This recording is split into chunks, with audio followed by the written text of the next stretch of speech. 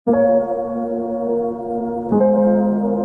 mabuting balita ngayon, may lumapit kay Jesus at nagtanong kung bakit hindi nag-aayuno ang kanyang mga alagad tulad ng mga alagad ni Juan Bautista at ng mga Pariseo. Sumagot si Jesus, makapag-aayuno ba ang panauhin sa kasalan samantalang kasama nila ang lalaking ikakasal? Hindi. Kapag wala nang ikinasal, saka pa lamang sila mag-aayuno. Ang sagot ni Jesus ay nagpapakita ng kahalagahan ng tamang konteksto at layunin ng pag-aayuno. Ang pag-aayuno ay isang paraan upang magpakumbaba at magbalik loob sa Diyos. Ngunit ito ay dapat magmula sa tamang puso at pagkilala sa presensya ng Diyos. Ngunit darating ang panahon ng pagsubok at paghihintay at doon magiging makabuluhan ang kanilang pag-aayuno. Ang pag-aayuno ay hindi lamang tungkol sa pisikal na pagtanggi sa pagkain. Ito ay isang paraan ng pagsuko sa Diyos ng ating mga sarili, ng ating mga kasalanan, bisyo at labis na pagkakapit sa mga material na bagay. Hinihikayat tayo ng mabuting balita na siguraduhin ang ating mga gawaing espiritual